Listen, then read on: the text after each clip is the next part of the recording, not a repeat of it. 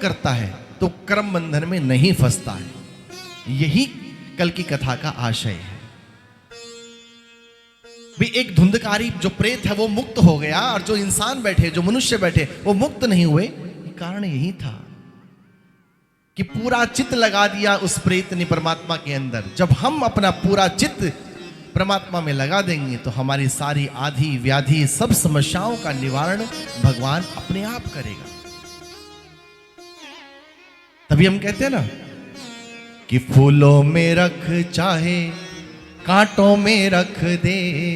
Writer कहां पहुंचा है? राइटर ने अपना पूरा चित्त कृष्ण को दे दिया है, तब उसने लिखा है कि कांटों में रख चाहे फूलों में रख दे, तू पार लगा दे चाहे नैया डुबो दे, तेरे भरोसे मेरी गाड़ी तू जाने तेरा, तेरे हवाले मेरी गाड़ी तू जाने तेरा काम जाने। और ये चित्त परमात्मा में लगेगा कैसे? जब हम गुरु के घेरे में रहेंगे तब ये चित्त परमात्मा में अपने आप लग जाएगा। गुरु क्या कराता है? गुरु सत्संग कराता है। गुरुदेव हमें उठा करके वहां नहीं फेंक देते कि जाओ बैकुंठ का द्वार खुला है, नहीं। गुरुदेव हमें सत्संग कराते हैं, और सत्संग का यह प्रभाव होता है कि जो मंत्र हमें गुरुदेव से मिला है उस मंत्र की डोरी से बंद करके राम कृष्ण अपने आप चले आते हैं। जटायु के पंख कट गए, लोगों ने कहा तुम्हारे पंख कट गए, ना ये पंख है ना ये पंख है, अब कैसे उड़ के भगवान के पास जाओगे? जटायु ने कहा अच्छा है, अच्छा हुआ, मेरे दोनों पंख कट गए, ना ये पंख है ना ये पंख है। यदि पंख होते तो जिम्मेदारी मेरी बनती कि मैं उड़ के भगवान के पास जाता। अब पंख कट गए हैं तो जिम्मेदारी मेरी नहीं, मेरे राम की बनती है, वो खुद चल के मुझ तक आए। क्यों? मैंने सुना है सुनेरी मैंने निर्बल के बलराम, जिसका कोई नहीं होता उसका भगवान होता है। तो गुरुदेव हमें सत्संग की पाठशाला में बैठाते हैं, हमें सत्संग से जोड़ते हैं, और जब सत्संग से व्यक्ति जुड़ जाता है तो परमात्मा को उपलब्ध हो जाता है। कैसे? अरण्य कांड में दो लोगों को राम जी मिले, एक शूर्पणखा को मिले और एक सबरी को भी मिले। राम एक है लेकिन काम अलग अलग हो गया। जब शूर्पणखा को राम मिलते हैं तो काम बढ़ जाता है। राम को देखते ही उसके अंदर वासना जाग उठती है, वो कहती मैं तुमसे विवाह करूंगी। जबकि राम को जिसने भी देखा वो प्रेमा भक्ति को उपलब्ध हो गया। लेकिन शूर्पणखा एक पहला पात्र ऐसा है जो राम को देखती है और काम को प्राप्त कर जाती है। और दूसरी ओर शबरी ने भी राम को देखा, शबरी को भी राम मिले। शूर्पणखा को राम मिले तो काम बढ़ गया, सबरी को राम मिले तो प्रेम बढ़ गया। अच्छा, दोनों ने अभी तक राम को देखा नहीं है, ना शूर्पणखा ने देखा था ना सबरी ने देखा था। दोनों में इतना ही अंतर है कि शूर्पणखा के पास नाम नहीं है राम का, और सबरी के पास नाम है राम का। शूर्पणखा को राम मिले तो सहसा मिल गए, बिना गुरु के मिले, अचानक से मिल गए। और शबरी को राम मिले तो गुरुदेव के द्वारा मिले।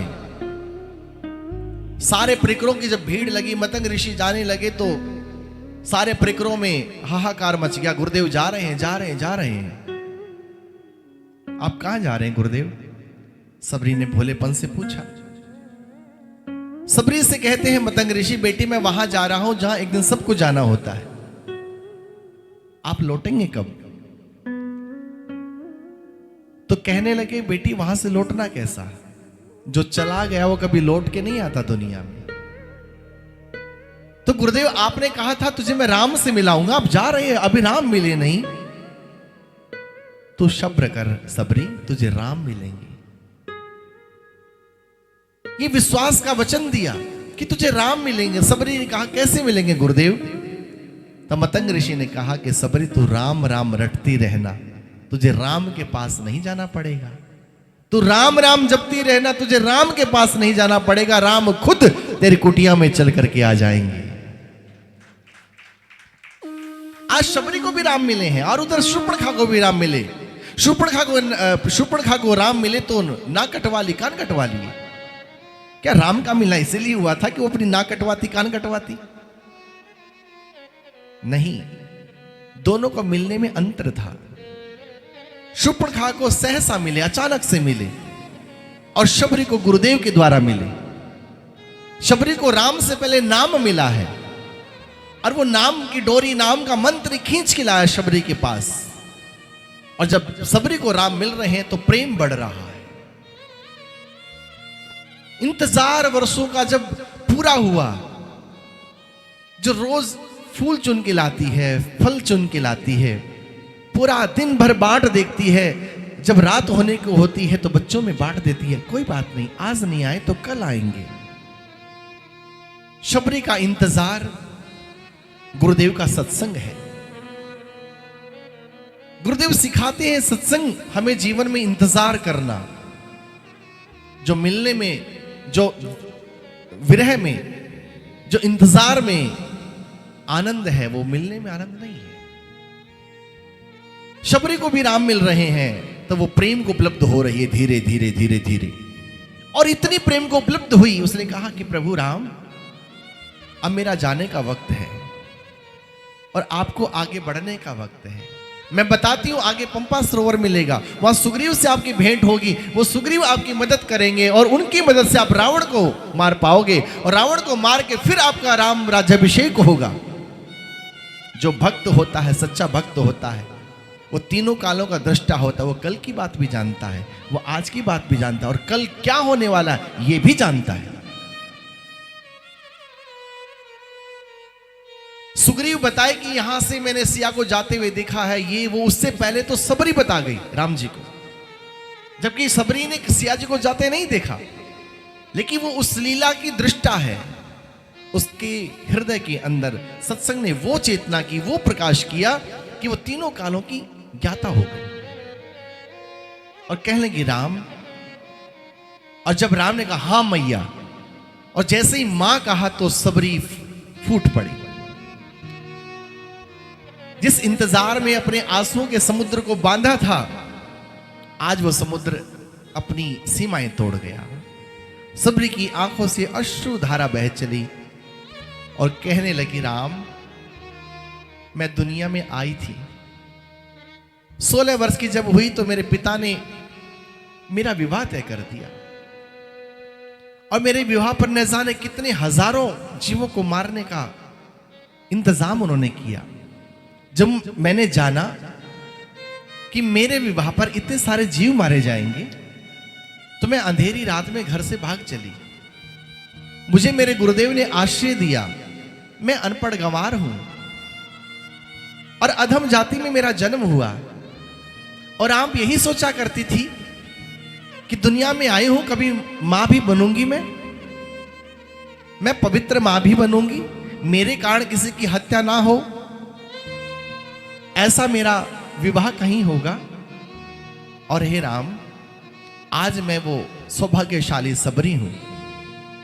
आज मुझे अपने जीवन पर गर्व हो रहा है कि गुरुदेव ने मेरा विवाह परमात्मा से कराया, मेरी आत्मा को परमात्मा से जोड़ा, मेरी रूह को ईश्वर से जोड़ा। और हे राम, इसी जन्म में तुमने मां कह के, मुझे मां कह के अपने को अब मेरा पुत्र प्रदान कर दिया। राम, अब मैं अकेले नहीं जा रही हूं, मैं अपने पुत्र का साथ आश्रय पाकर के जा रही हूं। और सबरी उठती है और जहां मतंग ऋषि बैठते थे वहां सर लगा के लेटती है और कहती, राम, बस मेरा आखिरी समय सुखद कर दो। हमारी तमाम साधनाएं, पूजाएं, उपासनाएं, सारे मंत्र, जो कुछ भी हम लोग करते हैं जीवन पर्यंत, वो सब उस क्षण के लिए करते हैं जब आखिरी वक्त हो जिंदगी का, जब आखिरी वक्त हो प्राणों के प्रयाण का। उस वक्त हमें संसार याद न आए, उस समय हमें धन दौलत ऐश्वर्य याद ना आए, बेटा बेटी याद ना आए, उस समय हमें भगवान की याद आ जाए, हमारा मरण सुधर जाएगा। सबरी लगा के सर लेट गई और राम जी ने आशीर्वाद दिया और सबरी प्रलोक गमन कर गई। कहने का तात्पर्य है कि भगवान का मिलना दुर्लभ नहीं है, भगवान मिल जाएंगे। भागवत जी का जो आशय है वो भगवान नहीं है, वो भगवत जानना नहीं है। भागवत जी का आशय है कि भगवान को न मिलना, भगवत प्रेम का मिलना। कि हमारे जीवन में भले ही भगवान मिले ना मिले, पर भगवत प्रेम जरूर जागृत हो जाए। भक्तों को भी भगवान मिले हैं, राक्षसों को भी भगवान मिले। इतना ही अंतर है कि भक्तों को भगवान मिले तो उनके जीवन में प्रेम की संरचना हो गई, प्रेम की जागृति हो गई। और किसी राक्षस को भगवान मिले तो उसके जीवन में कोई परिवर्तन नहीं हुआ। दुष्टों को मार गिराया और मरने पर सब मोक्ष के अधिकारी हो गए। ये तो स्वभाव है भगवान का कि जिसको भी तारेंगे अपना धाम दे देंगे। लेकिन भगवान के मिलने का मतलब है भगवान से पहले हमें भगवत प्रेम मिले जीवन में, तभी भगवान के मिलने का अर्थ समझ में आएगा। श्री सुखदेव जी महाराज राजा परीक्षित को आगे सुनाएंगे कि राजन, तुम भगवान से मिलने की इच्छा मत करना, तुम भगवत प्रेम तुम्हारे हृदय में जागृत हो, तुम ये इच्छा करना। इसलिए हमें सत्संग की आवश्यकता है। और सत्संग हम लोग ही नहीं मांगते, भगवान शिव भी कहते हैं। जब राम जी के आगे जाते हैं, पास जाते हैं, तो क्या कहते हैं? बार बार वर मांगौ हर्ष देहु श्री रंग, पद सरोज अन पायनी, भक्ति सदा सत्संग। बार बार वर मांगौ हर्ष देहु श्री रंग, पद सरोज अन पायनी,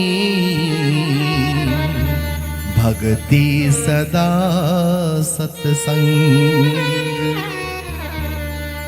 केवल और केवल सत्संग मांगा है महादेव ने। दो चीज